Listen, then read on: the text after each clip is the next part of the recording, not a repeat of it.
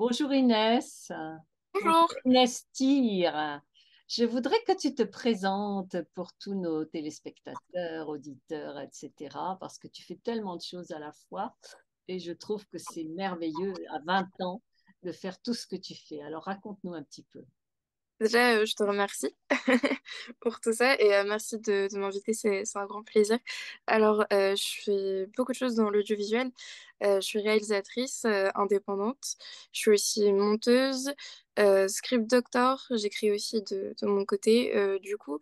Et je suis photographe et vidéaste dans l'événementiel et également journaliste cinéma, séries, jeux vidéo. Et je travaille aussi beaucoup dans l'e-sport, notamment dans les jeux de combat. Le jeu de combat. Waouh! Alors parle-moi un petit peu de ces jeux de combat justement. Ça fait du bien de s'amuser à ça?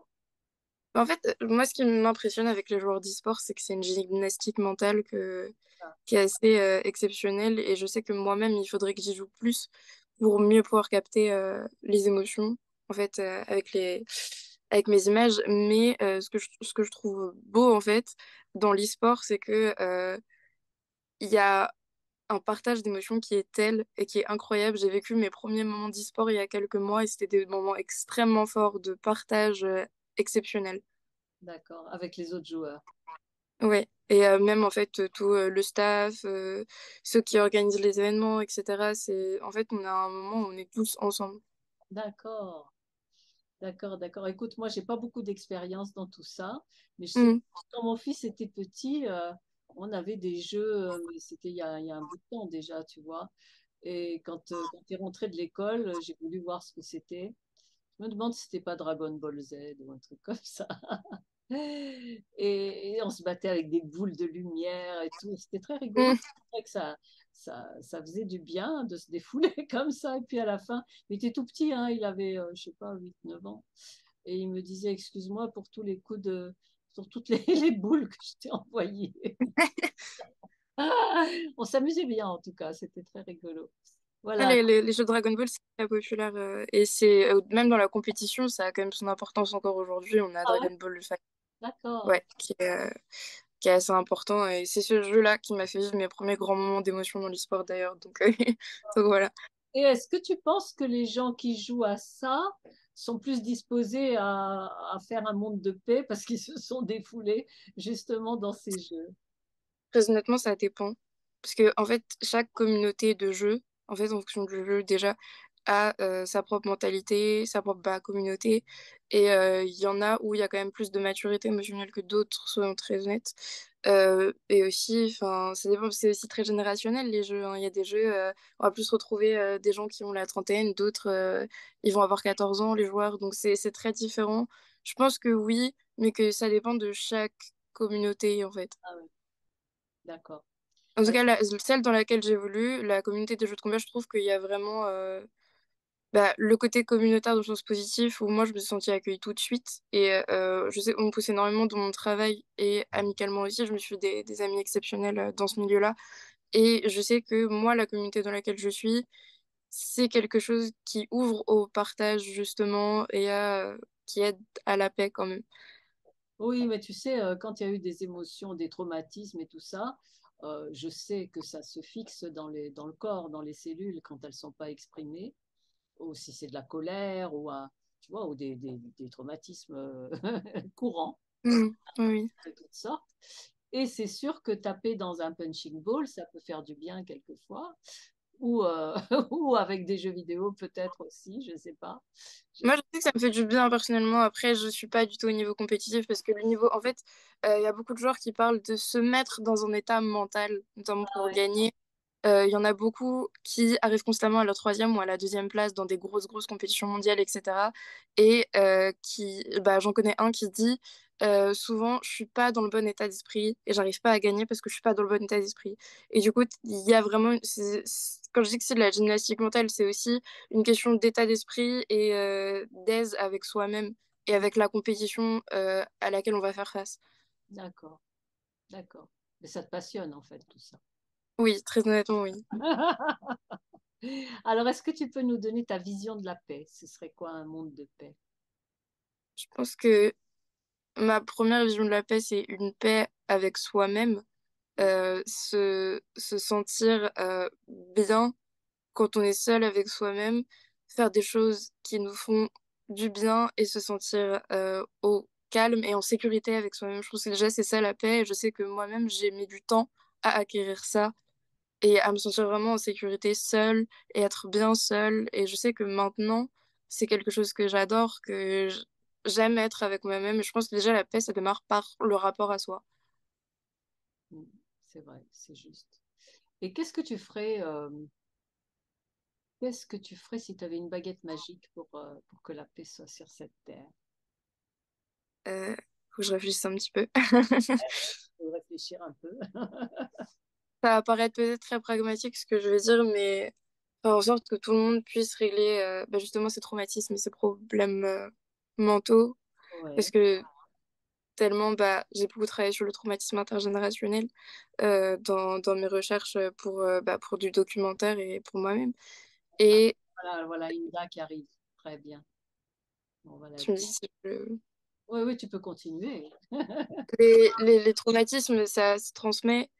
Du coup, je pense que ça va paraître un peu pragmatique, mais je pense que ce que je ferais dans ce sens-là, c'est que faire en sorte que tout le monde puisse au moins aider à soigner ses problèmes mentaux et se comprendre soi-même, parce que du coup, j'ai beaucoup travaillé sur le traumatisme intergénérationnel dans le cadre de documentaires et pour moi-même. Et il y a toujours un mal à la racine et ça se transmet même de manière presque génétique parfois. Ah, Et il y a toujours un mal à la racine, il y a toujours quelque chose, parfois même on s'en rend pas compte et en fait on débloque des choses et on se rend compte que en fait il y avait ça des générations avant, etc., etc., etc. Et cetera. Et je pense que pareil c'est déjà un bon départ. Et aussi beaucoup plus de d'ouverture sur la santé mentale, c'est aussi un énorme départ. d'accord. Bah, écoute, ça c'est super intéressant. Donc, maintenant que Inda est avec nous, Inda, est-ce que tu peux te présenter en quelques mots? Parce que, bon, je sais que tu es une grande, déjà thérapeute, mais tu es aussi présentatrice de télé, de radio, etc. Est-ce que tu peux en quelques mots raconter qui Oui, tu es? oui, bien sûr. Donc, comme tu as dit, je suis donc naturopathe énergéticienne. Je coach aussi les gens justement à devenir la meilleure version d'eux-mêmes. Ça me parle beaucoup les traumas et aussi les mémoires transgénérationnelles parce que ça fait partie aussi du travail que je fais de couper ces mémoires transgénérationnelles pour éviter les répétitions.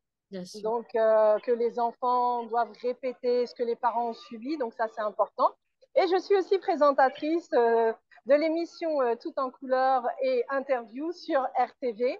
C'est une émission justement de divertissement, mais aussi qui met en avant la diversité, l'inclusion, le vivre ensemble, la culture, les good news, la santé, le bien-être et l'instant coaching aussi. Et Interview, c'est une émission qui fait le portrait de différentes personnalités des hommes, des femmes, avec des parcours, des rêves différents, des messages différents. Et tout ça dans un but justement d'éveiller les consciences et d'être utile pour notre humanité qui est vraiment en souffrance et qui a besoin de plus en plus de lumière, d'amour et surtout de comprendre que nous sommes tous un. Voilà, en gros. Tu as tout dit. Alors, si tu avais une baguette magique, toi, qu'est-ce que tu ferais pour que la paix soit sur cette terre, à part tout ce que tu fais déjà maintenant? Alors, si j'avais une baguette magique, Ouais. je pense que déjà, je commencerai par chaque individu sur Terre Ouais. afin qu'ils puissent, enfin, les aider à s'auto-guérir dans le sens où qu'ils puissent transcender toutes leurs mémoires négatives, toutes les mémoires des guerres, toutes les mémoires des traumas, toutes les émotions négatives, leur permettre réellement d'envoyer avec cette baguette magique beaucoup de lumière, beaucoup d'amour et ainsi, parce que si on veut la paix réellement dans le monde, il faut déjà qu'il y ait la paix en soi. Et pour qu'il y ait la paix en soi, il nous faut une force spirituelle, une force d'amour pour nous permettre justement de pardonner. Parce qu'en réalité, ce sont les rancœurs, les colères qui font que malheureusement, l'être humain va aller basculer dans son obscurantisme et donc pour qu'il y ait réellement cette paix sur Terre, il faut déjà commencer, ça doit être individuel pour qu'il y ait le collectif. Et Et puis donc, ensuite, avec cette baguette magique, excuse-moi Hélène, j'irai aussi voir tous les dirigeants du monde entier et je leur balancerai de l'amour à volonté illimitée pour permettre justement, puisque c'est eux qui gouvernent le monde, c'est eux qui gouvernent justement les nations, et bien leur permettre de retrouver cette âme d'enfant qui rêve, parce que le monde aujourd'hui ne rêve plus. Et il est important de retrouver cette âme d'enfant parce que l'enfant, il ne veut pas les guerres. Il veut réaliser ses rêves et puis il vit dans son monde d'amour. Voilà. mais tu sais qu'il y a 8 milliards de personnes sur la Terre, donc si tu fais ça un par un, ça va être chaud quand même. Mais c'est pas grave parce que avec la baguette magique, eh ben, j'aurai la vitesse lumière où je Ah ferai bon, alors ça va. Alors ça va, alors ça va. Écoute, moi je me suis dit qu'il fallait former des formateurs justement pour toutes ces histoires traumatiques, parce que c'est la racine de tout ça, et c'est transgénérationnel comme tu dis. Donc, quelquefois les pardons, c'est des pardons qui ne sont pas faits dans la chaîne des générations, et nos cellules, elles n'en sont pas conscientes, tu vois. Exactement. Mais Ça, oui, c'est ça, parce que ça fait partie aussi de l'inconscient collectif aussi. On a cet inconscient collectif qui doit être déconstruit. Et pour ça, eh bien, il y a un énorme travail à faire de sensibilisation, de prévention, mais aussi, en fait, c'est ce que tu fais aussi avec ta chaîne aussi, Bonheur, hein. Eh bien, tu transmets des valeurs, tu transmets des mots positifs pour guérir nos mots MAUX et les mots de l'inconscient collectif. Parce que tout part de là en réalité. bah, écoutez, moi, je pense que toutes les trois, on va se faire une émission par rapport à ça, guérir les traumatismes. Et ce sera Ah très bah, bien. On va se revoir pour avec ça. grand plaisir. On va Et se pour ça, revoir. tu sais très bien, on le fait dans ta chaîne et on l'a fait aussi sur RTV. On l'a fait partout. On l'a fait et on l'a fait sur tes réseaux, Inès. Ouais. Partout, partout. Est-ce que vous Dans le cinéma, il y a beaucoup d'exemples de ça en plus. comment tu dis? Tu peux répéter? Dans le cinéma, il y a beaucoup d'exemples de ça et il y a des films très intéressants là-dessus. Absolument. Eh ben, on fera Voilà. un briefing. Faisons le film C'est de l'amour et justement comment guérir les traumatismes et les mémoires transgénérationnelles par cette lumière et cet amour inconditionnel et surtout la déconstruction des fausses croyances, des traumas. Guérir l'histoire, c'est guérir avant tout justement ces guerres qu'il y a eu dans l'inconscient collectif. Et aujourd'hui, je pense qu'il est temps de dire stop à tout ça et de transcender cette colère en pardon. Voilà. eh ben, écoute, moi, je me suis aperçue avec tous les gens que j'ai rencontrés qu'en fait, tu sais, on te parle du karma et tout, mais généralement, c'est juste des traumatismes. C'est juste des Exactement. traumatismes venus des guerres, justement. C'est juste, Exactement, c'est ça. voilà, c'est ce que j'ai vu partout. Donc, les gens se sentent quelquefois coupables, ils disent qu'est-ce que j'ai fait et tout, mais c'est juste ça. Et il faut les rassurer, leur dire que vraiment, ben, ils y sont bien souvent pour pas grand-chose, quoi. C'est vraiment des poids que l'on choisit de porter. Ouais, c'est ça, exactement. Mais je pense qu'aujourd'hui, il faut en fait libérer nos épaules, les poser et de se dire, voilà, aujourd'hui, bah, j'accepte de guérir. Et puis, je ne peux pas porter l'histoire. Par contre, je peux nettoyer, purifier mon histoire, l'histoire de mes ancêtres, afin justement que ma descendance n'a pas ce fardeau C'est à ça. porter. Et c'est ça notre responsabilité aujourd'hui, c'est de comprendre que nous avons tout en nous pour déprogrammer justement tous ces liens toxiques et ces mémoires-là qui créent des blocages, de l'auto-sabotage. Et je pense qu'aujourd'hui, ça y est, stop, on y va. La guérison, elle est là. Ah. Et toi, Inès, tu as quelque chose à rajouter par rapport à cette baguette magique, justement, que nous avons tous d'ailleurs. Juste par rapport à ce qui vient d'être dit, c'est extrêmement inspirant et c'est les mots que moi, là, tout de suite, j'ai pas réussi à placer, mais... mais je suis tout à fait d'accord avec ça et c'est vrai que on se rend pas compte à quel point tout ça est ancré en nous et à quel point on a besoin de libérer nos traumatismes et de se libérer de nos traumatismes. Et je trouve ça extrêmement important et je trouve qu'on devrait plus en parler en général. Du coup, ça fait du bien qu'on a un espace pour en parler là. Et sur la baguette magique, bah, comme j'étais partie sur l'idée de s'aider soi-même pour mieux aider les autres, je pense que ça rejoint aussi ce qu'a dit Inda.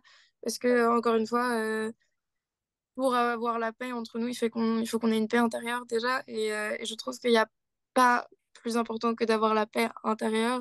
Et très honnêtement, c'est mon premier objectif dans ma vie personnellement. Et je suis très, très attachée à ça. Ce qui est formidable, c'est que tu as 20 ans et que ça veut dire que ta génération, elle est prête, ça, tu vois. Ouais. C'est pour Je ça sais pas, que je sais pas, ça dépend des gens, j'imagine. Mais je pense qu'on est très, enfin, il y a une génération, et même ceux qui sont plus jeunes que moi, ceux qui sont au lycée, etc., je vois qu'ils sont beaucoup plus ouverts sur certaines choses et sur la psychologie, quitte à utiliser les mots à tort et à travers, mais c'est pas grave, au moins ils sont au courant que ça existe et ils vont grandir, mûrir et comprendre plus tard. Mais je trouve qu'il y a vraiment cette ouverture. Je vois, enfin, justement, c'est générationnel aussi, la génération de mes parents qui croient pas nécessairement à certains aspects de la psychologie, etc. Le traumatisme intergénérationnel, je sais que moi-même, j'ai eu du mal à en parler avec ma mère à un certain moment. Je sais que c'est des sujets qui peuvent être compliqués et qui avancent petit à petit parce qu'on accepte de plus en plus de parler de la santé mentale, de se dire ouvertement, oui, je suis malade, j'ai ça, oui, je me sens mal. En fait, exprimer ses sentiments, ça devient normal. Et j'ai du coup dans mes études aussi de traumatisme intergénérationnel, j'ai interviewé toutes les générations possibles. Et c'est vrai que il y avait ce truc avant de si tu dis que tu te sens mal, c'est que t'es pas fort et il faut que tu deviennes fort et il faut que tu te raidisses et que ça aille mieux et que tu C'est pour ça carbures. c'est pour ça que justement, il faut déconstruire les fausses croyances. Mesdames, Mm. je dois vous laisser parce que mon portable lui-même a besoin de repos. Ah, de toute façon, on va se dire au revoir et on va se retrouver très vite pour faire une grande émission qui ne Avec, parlera que de ça. Je suis Avec grand ravie de plaisir. t'avoir retrouvé. Je vous embrasse toutes les deux et à très vite. On va en parler. beaucoup. À bientôt. Au revoir.